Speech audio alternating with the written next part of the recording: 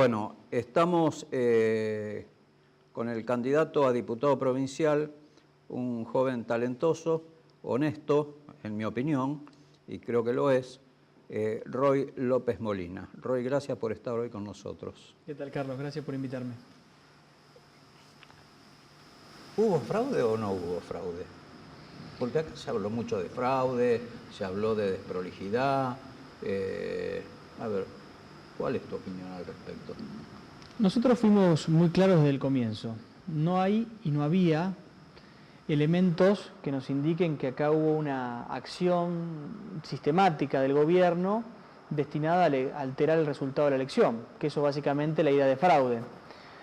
Pero sí, lo que denunciamos desde un comienzo fue que el escrutinio de Santa Fe estuvo cruzado por muy fuertes irregularidades y desprolijidades, que se hubiesen salvado muchas de ellas si hubiesen tenido en cuenta los 4 escritos que nuestro espacio político presentó la semana anterior al comicio, donde decíamos que el sistema de carga virtual de datos tenía muchos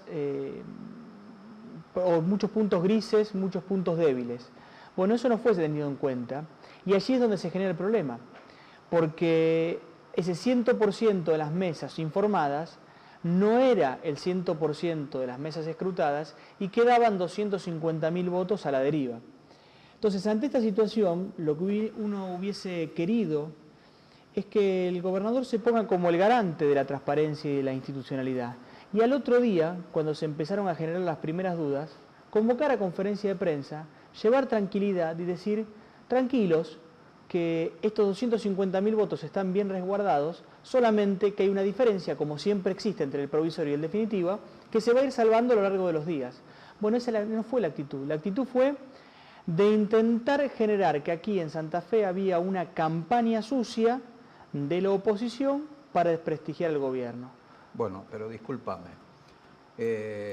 Yo creo que vos estabas presente también en un programa en Buenos Aires, en un canal porteño, sí, donde participó Alicia Siciliani, participó alguien del Frente de Izquierda y también el Cachi Martínez. A mí me gustó lo que dijo el Cachi Martínez. Dijo, no hagamos politiquería con esto. Y, ¿no se hizo un poco de política barata en torno de todo esto? Pregunto. Es buena tu pregunta y la respuesta es que sí, porque impresentables hay en todos lados, tanto en el gobierno como en la oposición. Y así como en el gobierno hubo impresentables que luego tuvieron que dar un paso al costado, el señor Javier Echaniz, secretario de Tecnologías para la Gestión, que además de ser el responsable de este papelón en el escrutinio informático, era la persona que había ordenado o directamente había abierto la Mac del presunto narco Luis Medina a pocos minutos de haber sido asesinado. Y también en la oposición siempre está el que pretende sacar una ventaja política no por mostrar un proyecto nuevo o propuesta, sino por aprovecharse de, como dice el dicho popular, a río revuelto, ganancia de pescadores. Y me parece que acá no había ganancia para nadie, porque el problema estaba no en quién salió primero y cuántos votos sacó el primer candidato. De hecho, nosotros con Miguel del Cel fuimos el espacio político más votado en la categoría de gobernador. Acá el problema estaba en que teníamos que garantizarle a cada santafesino que su voto esté reflejado en la mesa tal y como él sufragó. Porque las denuncias, ¿cuáles eran, Carlos? Voté en X mesa y me parecen que para este candidato hay 0 votos. Entonces, de cara a futuro, para evitar todo esto, hay que encararlo con seriedad. Y creo que nuestro espacio político lo hizo con mucha seriedad, que sin hablar de fraude, destacó los puntos débiles y por eso es importante que para junio los maestros vuelvan a ser convocados como autoridades de mesa, porque tradicionalmente lo hacían y lo hacían bien, seguramente tiene que ser pago, con franco compensatorio, pero son personas autorizadas ya por trayectoria en esa actividad, pero además también el gobernador Bonfatti tiene que ponerse al frente de ese proceso de transparencia e institucionalidad, no hablar como diputado o candidato a diputado provincial que es, porque en junio todo esto se tiene que llevar adelante sin ningún tipo de dudas, porque el escenario político va a ser tal vez inédito desde hace algunos años, que se van a dar elecciones con grandes posibilidades que el Frente Progresista pierda Rosario y pierda la provincia.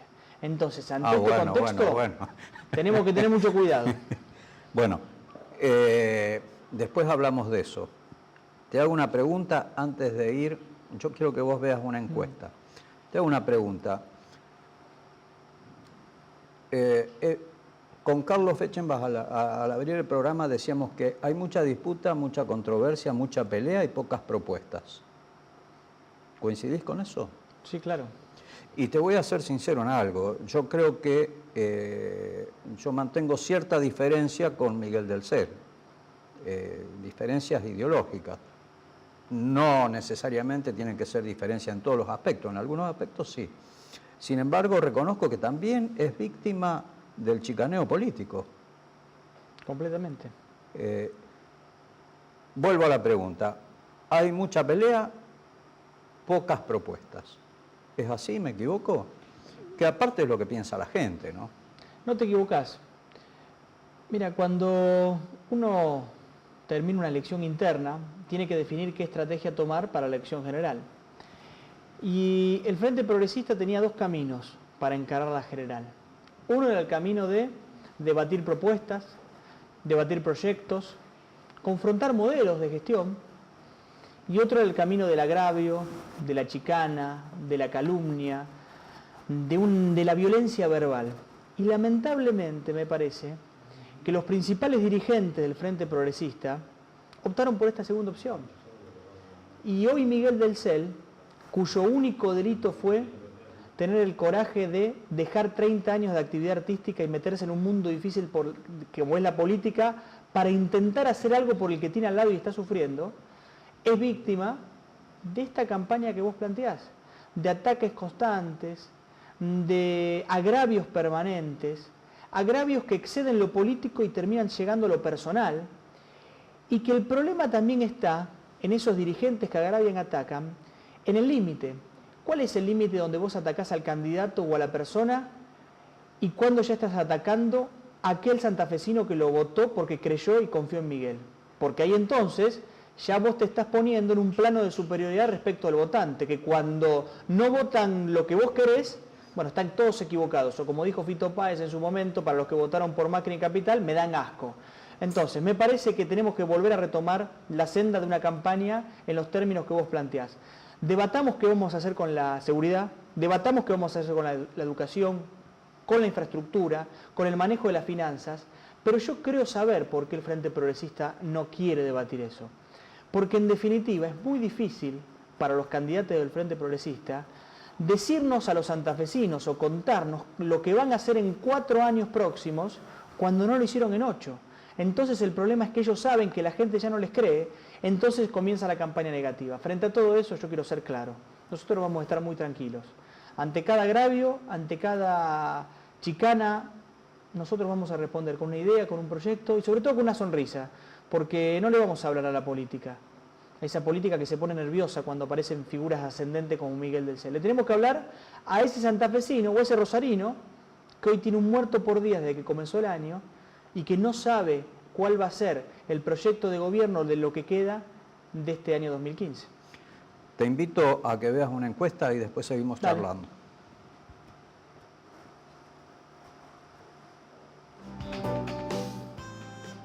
Al público, ¿qué opina acerca del modelo político que se desarrolla en nuestra provincia y ciudad? Yo no soy de Rosario, para empezar. Soy de una ciudad cercana a Rosario. Y bueno, se ven mucho en estas épocas de elecciones que por ahí no se utilizan las medidas más correctas, que cada cual llega al poder y lo importante es para la gente llegar, se olvidan de la línea que vienen, se olvidan de lo que se promete.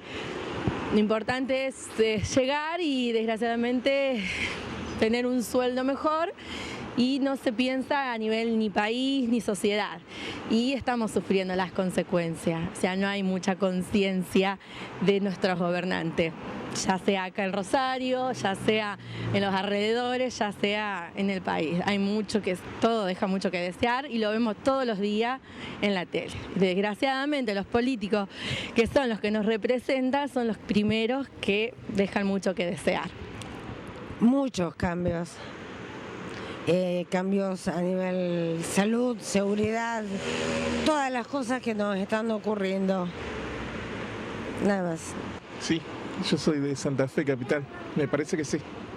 ¿En qué sentido? ¿En qué aspectos? Mejor distribución de la plata que tiene la provincia. No solamente para acá, para Rosario, sino para el resto de la provincia. Eso es lo que pienso. Sí, yo creo que como toda la gente está cansada más que nada de lo que es la inseguridad y el tema más que nada que tenemos el problema de la droga. Pero bueno, sí, yo creería que sí, que tendría que haber un cambio muy importante. Y los cambios son necesarios, de ninguna manera van a seguir de esta forma porque incluso plantearon el mismo oficialismo el cambio tanto en la intendencia como en la gobernación. Más allá de oficialismo y demás hay que empezar a creer de que los partidos políticos tienen que dejar paso a las personas que quieren hacer política y quieren gobernar. Lo que necesita el pueblo son necesidades que todos sabemos y que creo que todos los políticos coinciden, ¿eh? Había un sabio, yo te iba a decir un estadista, yo no creo que sea estadista porque este es un gran analista de la política, pero también de la economía de la Argentina en función de lo que dijo en su momento. Tenemos que dejar de robar unos años para comenzar a crecer. Con eso, si querés, cerramos. Bueno, seguimos en el programa y seguimos con Roy López Molina. ¿Qué te pareció lo que dice la gente, Roy? Es lo que escucho en cada visita, en cada recorrida.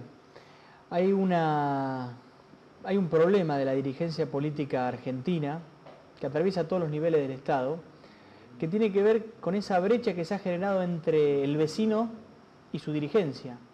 Yo siempre digo que hay una frase que me llama mucho la atención, que es cuando uno se presenta de candidato a algo, siempre familiares, amigos te dicen, bueno, si llegás a subir, acordate de nosotros. Bueno, perdóname. El hombre argentino creo que está como esa recordada obra, El hombre que está solo y espera, ¿no? El ciudadano común está desprotegido, está desamparado, se siente solo. No sé si ustedes perciben eso en la recorrida. Sí, y por eso hacía mención a esta frase tan popular del candidato que cuando llega a un lugar sube, porque habla de la superioridad que en teoría el político o el dirigente político tiene respecto a quienes representa, cuando en realidad tiene que ser completamente al revés. El dirigente político, lo que hay que entender es que es un servidor, es un tipo que en lugar de ir delante llevando la bandera, tiene que ir detrás de todos, garantizando que todos lleguen y que nadie quede en el camino. Entonces, cuando vos tenés esta interpretación de lo que es el dirigente político, seguramente seas un dirigente político que escucha, humilde, que recorre, que camina. Y en esto que yo estoy encarando como candidato a diputado provincial, se ve de sobremanera esta concepción real pero tan negativa del dirigente político. Porque a los diputados provinciales generalmente no los conoce nadie. Y nosotros tenemos que ser diputados que nos conozcan, que nos puedan ir a tocar la puerta, a plantear sus problemas. Porque si no, terminás tomando decisiones encerrado en tu oficina en Santa Fe, con aire acondicionado en verano, con calefacción en invierno, y perdiendo completo conocimiento, tacto, sensibilidad de lo que pasa afuera. Así que esto que surge de las entrevistas que recién veíamos, es lo que nosotros tenemos que recuperar. Hace unos días estuve en una reunión en Santa Fe y me planteaba, bueno, la esperanza sigue intacta, pero lo que se perdió es la confianza, que es el camino a la esperanza. Bueno, de cara al futuro nosotros lo que tenemos que hacer es recuperar esa confianza en la dirigencia política, siendo políticos que caminen, que recorran, que escuchen, que tomen los problemas y que intenten ser el nexo con la solución. Y no muchas veces que la política parece que tira más leña al fuego en lugar de encontrar los caminos para resolver los inconvenientes o los problemas que se van planteando. Yo me pongo en el lugar del hombre común, del ser humano común, del que tiene que ir a votar, como voy a votar yo, y yo escucho muchas promesas y pocas propuestas. ¿Cuál es la propuesta tuya en este caso, o la del PRO, para solucionar algunos problemas que son puntuales en la provincia de Santa Fe y en la ciudad de Rosario? Por ejemplo, inseguridad. Inseguridad que es la principal amenaza que tenemos de cara al futuro como santafesinos. La verdad que lo que ha pasado en estos años, ¿qué fue? Que primero subestimamos el problema. Luego dijimos que era una estigmatización de los medios nacionales. Y cuando quisimos tomar alguna medida, lo que llevamos adelante fue o tardío o errado, pero que no trajo soluciones. Es como si uno va al médico y cuando le da el diagnóstico, primero uno se enoja con el diagnóstico y lo rompe. Después, cuando asume que ese es el diagnóstico, insulta al médico. Bueno, lo que nosotros tenemos que hacer es asumir que tenemos un problema y empezar un tratamiento para curarnos. ¿Cuál es el tratamiento? Primero, saber que se puede, sin duda. Nos han hecho creer que con la inseguridad no podemos hacer nada y vino para quedarse. En el centro de la propuesta tiene que ser la reforma profunda de nuestra policía provincial, que hoy es parte del problema y tiene que ser parte de la solución. Mejores sueldos, sueldos equiparados a la escala del Poder Judicial, para que un comisario cobre lo mismo que un camarista, y allí para abajo se regulen todos los sueldos. Capacitación. Necesitamos policías formados que enfrenten con herramientas del siglo XXI a un delito que todos los días se profesionaliza y se complejiza. Inclusión social de aquel policía que tiene la vocación de cuidarnos. No puede ser que un policía viva al lado del delincuente al cual persigue. ¿Cómo lo haces? Con respaldo político de la fuerza, pero también con medidas concretas. Por ejemplo, líneas de crédito hipotecario para que el agente pueda comprarse su vivienda propia. Ahora, la policía no consume todas las respuestas en materia de seguridad. Por supuesto, y a eso iba. Recién estábamos hablando vía telefónica con el doctor Arturo Araujo y le hacíamos esta pregunta que yo te la transmito a vos. Creo que la garantía está bien para cualquier ser humano, en eso estamos todos de acuerdo, pero aquí se pasó el límite de la garantía y estamos en el abolicionismo de la pena. Y a eso le corresponde al Poder Judicial y eventualmente al Poder Político. ¿Estás de acuerdo? Vos diste en la tecla. La policía aparece generalmente en los reclamos primeros de la seguridad, porque es aquel que está en la calle que uno pretende que lo cuide y que entendemos que hoy es un problema. Pero también, al ser multicausal la inseguridad, la respuesta tiene que ser multidisciplinaria, no solo la policía, y ahí aparece la justicia. Más que la justicia, el Poder Judicial. El Poder Judicial, primero desde el gobierno, lo que tenemos que hacer es invertir recursos económicos y humanos para terminar de poner en marcha lo que fue una buena reforma procesal penal. Porque el nuevo sistema procesal penal, desde el punto de vista jurídico, académico o científico, es bueno, es correcto. Ahora, pero cuando vos tenés el Centro de Justicia Penal en Rosario todavía sin terminar, o tenés de los fiscales nombrados solamente un pequeño porcentaje y la mayoría son pibes que recién salen de la facultad, difícilmente tengas personas que puedan asumir los problemas que de cara al futuro tenemos como santafesinos. Ahora también tiene que haber una convocatoria pública a la responsabilidad del Poder Judicial. La resolución mediante juicio abreviado del juicio a la banda de los monos es un escándalo y un pacto de impunidad.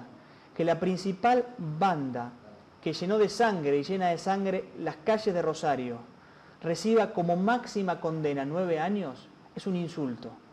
¿Por qué es un insulto? Primero porque al resto de la sociedad le mandamos un mensaje de que cualquiera hace lo que se le antoja.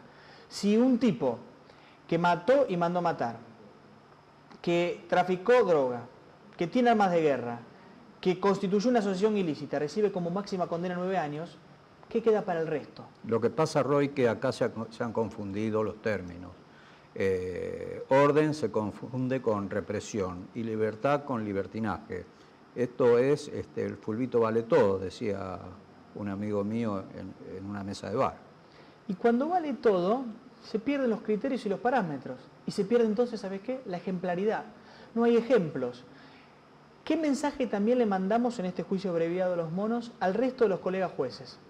Que no pongan el cuerpo, que no pongan el cuero, que no pongan la cabeza investigando, persiguiendo, denunciando, porque en definitiva después todo termina como jueces, fiscales y abogados negociando o comercializando penas, tomando como base una herramienta legal que es el tracto abreviado o el juicio abreviado. Entonces, me parece que si no interpretamos que de cara al futuro, y respondiendo al principal reclamo y la principal preocupación de los santafesinos, que es la seguridad, no tenemos todos una responsabilidad y un trabajo que hacer, difícilmente haya luz al final del camino. Desde el gobierno de Miguel del Cel, nosotros sabemos lo que tenemos que hacer al otro día, pero también tenemos que convocar a todos aquellos a que asuman sus responsabilidades, a la justicia, fundamentalmente, también a los comunicadores, también acompañar a las entidades intermedias que hacen un laburo impresionante en los barrios de la ciudad, porque si bien tenemos que ser duros con las consecuencias del delito, también tenemos que ser eficaz con las causas que lo producen. Y si no entendemos que situaciones de extrema marginalidad, falta de inclusión y desigualdad es el terreno fértil para que muchos terminen encontrando como mecanismo de ascenso social, por doloroso que parezca, participar en una banda de delincuentes que en lugar de estudiar y trabajar, tenemos un problema. Por eso la mirada tiene que ser amplia. Nosotros tenemos una mirada sobre la justicia, sobre la policía, sobre el servicio penitenciario, pero también mirando con una sensibilidad social lo que está pasando hoy, sobre todo en esa gran cantidad de pibes y de pibas que no encuentran ni salida laboral, ni cuentan con las herramientas para enfrentar un mercado que cada vez es más difícil de ingresar. Gracias, Roy, por estar hoy con nosotros. Gracias, Carlos, por invitarme. Vamos a una tanda y volvemos enseguida.